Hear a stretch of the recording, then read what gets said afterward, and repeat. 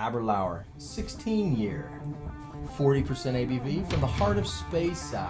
Let's give this a shot.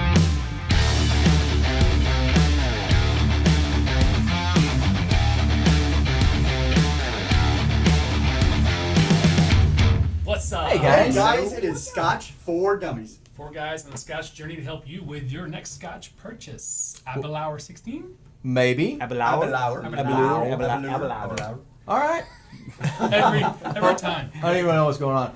All right, here's the deal on this one. Aberlour, from the heart of Speyside. Like if you were to pull a dart out and throw it at Speyside and go for the bullseye, this would probably be the distillery you'd hit, right?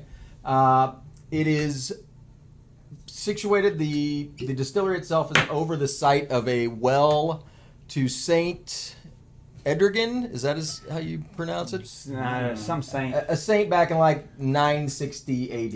All right. Yeah. Archbishop of Canterbury. Yeah, there you go. It's like a Monty Python skit.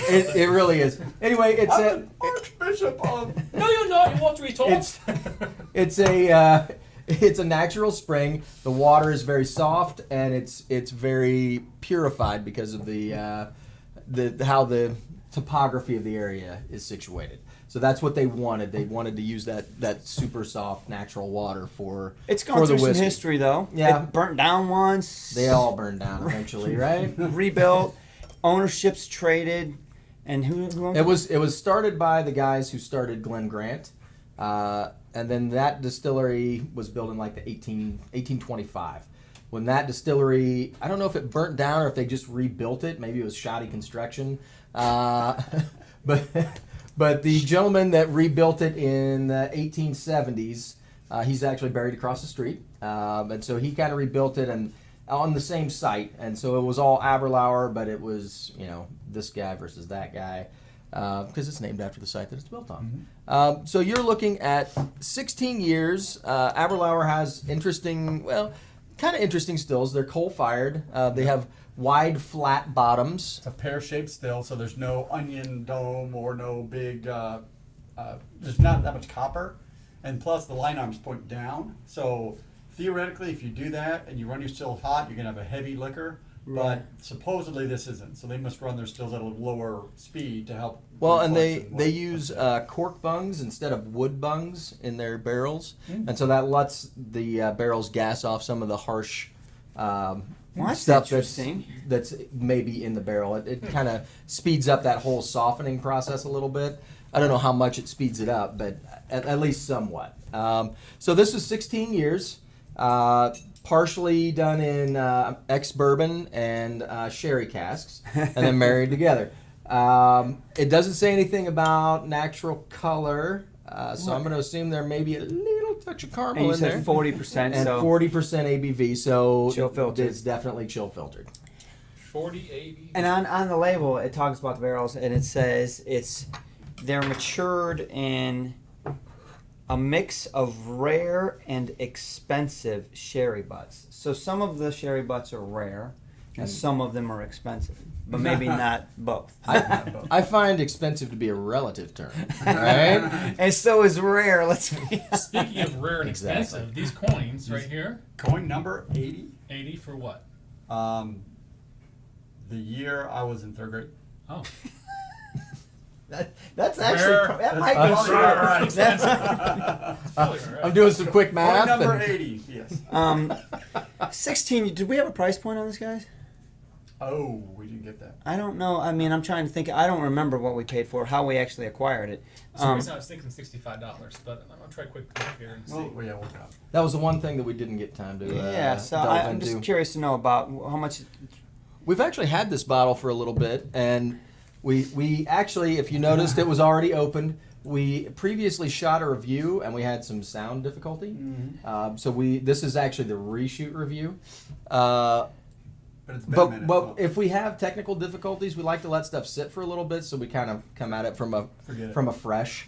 I don't want to shoot it the next day and kind of prejudge it based on what I tasted yesterday. So. Okay. Anywhere between 65 and 75, so let's just call it 70. Okay. So let's say 70 bucks here. 16-year-old, that's a pretty good price these Now, days. interestingly enough, Sean did say it's dead center, heart of Speyside, but if you look on their label, they actually classify themselves as a Highland.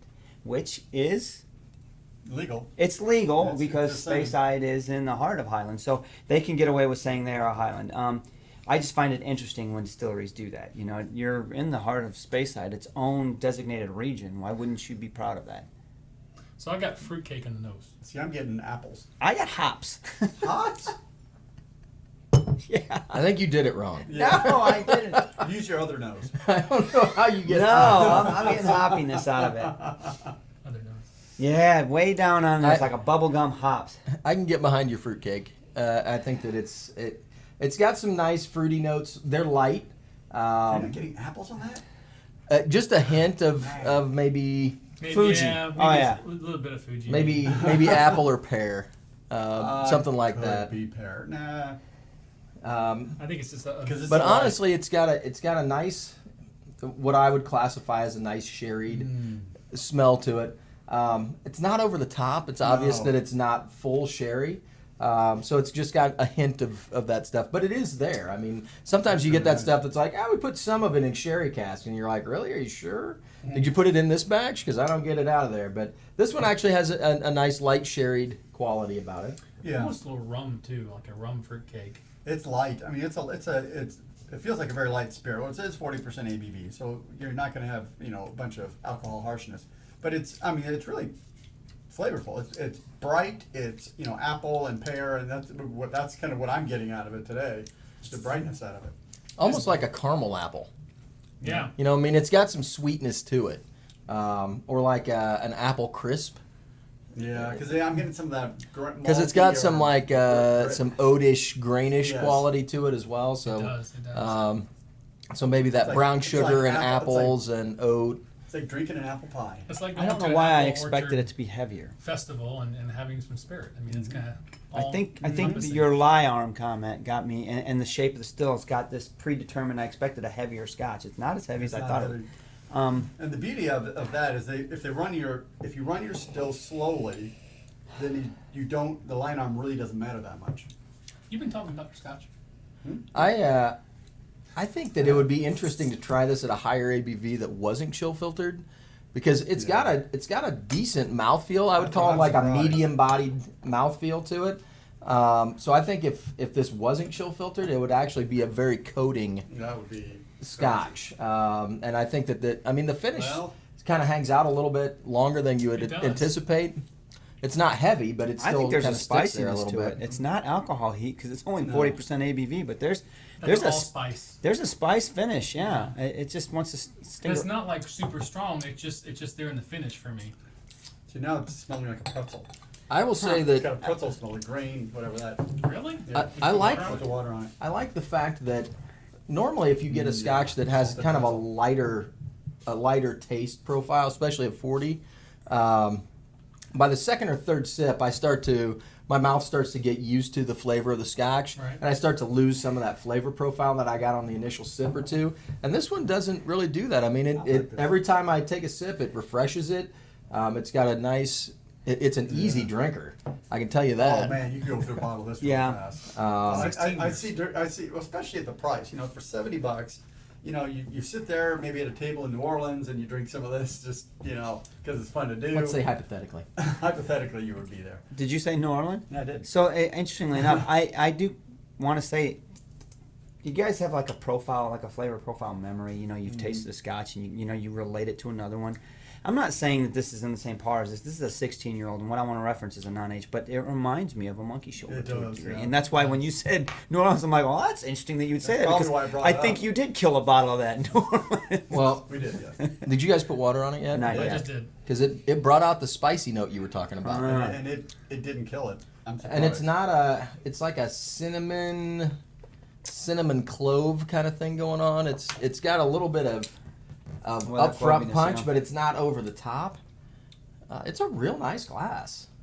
It's interesting that you said you wanted to taste it at a higher ABV because they put one out that's got a pretty good punch in the face, and you're not fond of it.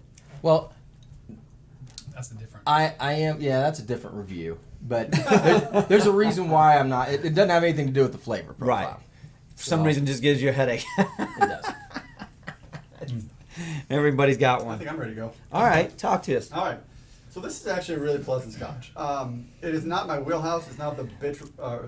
It's not the rich. You might want to blink that. Yeah. It's not the rich, bold flavors that I typically like. But it's really light. It's fruity. It's apple. It's all this kind of stuff that really is nice. You know, when I added the water, so it started out with the apple and maybe some caramel, and then you get. I added the water to it, and I got it almost smells and tastes like a salted pretzel now. There's a little bit of bread kind of grain, but it's got that browning on it that you get on a pretzel. It's really a nice whiskey. It's not extremely complex. It's not you know, blow my head off kind of whiskey, but it's good. For me, it's a solid 2.5 because it's a reasonably priced. It's in the $70 range, and it's a flavorful whiskey. And I would share this with anyone because everybody that I know that likes whiskey would take a sip of this and go, yeah, that's pretty good. That's pretty good whiskey. It's not good. There's no edges on it. It's pretty good. There you So, go. All right. that's my score. What was your number? 2.5. 2.5. Well, I like it better without water. Okay. So, going back to the original nose, it was 40 ABV, or 40, right? Yep. 40 ABV. Fruitcake on the nose, pleasant, not burning at all. A little bit of raisin, maybe perhaps as well. On the palate, I definitely had the same taste, maybe a lighter version. You know, when you mentioned that caramelized apple and that orchard, I really kind of resonated with me. It kind of does with that fruitcake in the nose Yep. and then that. So that's why I got in the nose and the palate. The finish. Finish was actually a little longer than I expected it to be, and I did get some of that allspice or some kind of spice, but it wasn't like overbearing. It was kind of nice complementary as far as with the whole palate and everything else. Now, I added some water to this, and I'll tell you what, it killed everything for me. The nose went down. All I got was pepper and more spice. Didn't get that freeness I liked at first. And then on the palate, it was really weak. I didn't add that much, I didn't think. But I tell you what I did do is I went back and I added just a little bit more, and it's back to where I like it again. So don't put water on it. But I mean, what do you expect? It's 40 ABV. It's going to be really easy to kind of weaken that, you know, what you're wanting for a profile. Yeah. Overall, for $70, $75, I'm going to say this is a solid, for 16 year, you know, I got to go 2.5. I'm going to give it up for the 16. I think it's a valuable brand. All Very right. good. I like it. I'm kind of torn on this one. I really am. To me, it's good value for the money. When you look at the bottle and you're looking at, it is a 16 year, but it's only 40 ABV. So automatically I'm like, all right, well, it's not natural color. They're chill filtering, obviously, because they have to. What am I going to get out of this glass? Is it going to be, you know, a super weak Scotch? Is it going to have a little something to it? This one's actually a very well balanced dram. Neat. It was very good. I enjoyed that apple crisp kind of thing. It had nice sugar notes to it. Just a hint of apple. It had some of that like grain oat type stuff going on. It was a very enjoyable dram. The nose was nice. It wasn't overpowering, but there was a nice nose to it. On the palate, it was good. It was very well balanced.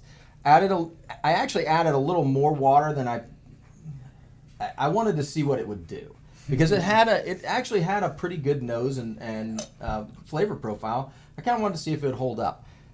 It did hold up as far as I was concerned. It brought forward some of that spice notes. I didn't get a whole lot of the spice neat, but when I put water on it, it was actually, I don't want to say overpowering, but it was a little more than the glass could maybe bear a little bit. I lost the apple because it's a subtle taste profile, but the cinnamon and sugar and the oat profile was still kind of hanging in there. So I mean, it's decent for $70. It's a 16-year-old Scotch. I think it's well worth the money. I was in between a 2.5 and a 3. I think with the water, I'm going to knock it down just a wee bit to a 2.5. But I still think it's a really good value for the money, and it's a good everyday sipping dram. Yeah, it is. All right, man. I can't say anything more than what they've said. I'll give you a few more hints that I got. As far as the fruitiness on the palate and the nose, especially the nose, I would say. It reminded, I said hops in the beginning, right? It reminds me now of like juicy fruit gum, right? That's what I smell when I stick my nose in there. And it brought it out even more prevalent with the water, which I enjoyed. That's kind of cool. I'm getting your hops. See, he's getting my hops now that I said it. Honestly, I enjoyed this whiskey neat better than I did with the water. neat. I was getting that clove spice that you mentioned, and I actually appreciated it. I liked it. When I put it on water, it turned it into just white pepper and salt, and I've got such a long finish of salty brininess that can be good, but it's not hitting me right now. I mean, I think that this is a good representation of a Speyside in the heart. I mean, it really is like, boom, you want, what's a Speyside supposed to taste like? Here, try this. There you go. Right? But to me, it's just really middle of the road. It can be, it could have been a lot better, I think. 16, the price point value I think is fine for the age. I'm going to give it 2 because I really do think it's middle of the road Scotch. It's definitely something that everybody can enjoy. It's not going to wow you. It doesn't have any rough edges. Like you said it all. So honestly, it's really right down the road for me too. You know, interesting too is as we're listening to you, I have a almost like I smoked a cigar finish now going on. Huh. Really? Mm-hmm. Almost tobacco finish. It's funny. I actually at one point I started to get like a little bit of a waxy feel, but it didn't last as long. Because some Scotches can do that. They can really just coat your mouth and they leave that waxy feeling. It's got some characteristics to it, right? I mean, for the price and everything. Again, I think it's like you said. I think it's between medium to medium well as far as Scotch, average Scotch. I mean, 2.5. What we got? 2.5. So 2.3 2.5s and a 2. So we're like at 2.37 or something. Right, I would think for this one, too. I think that hits where it is. I mean, Aberlour 16, $70, 40 ABV, 2.37 Scotch for Dummies. Yeah, that's good. There you go. All right. What do they need to do? You need to like, subscribe, hit the notification bell. Join us on Discord. We love to talk to everybody on Always there. talking there. Join us on Patreon.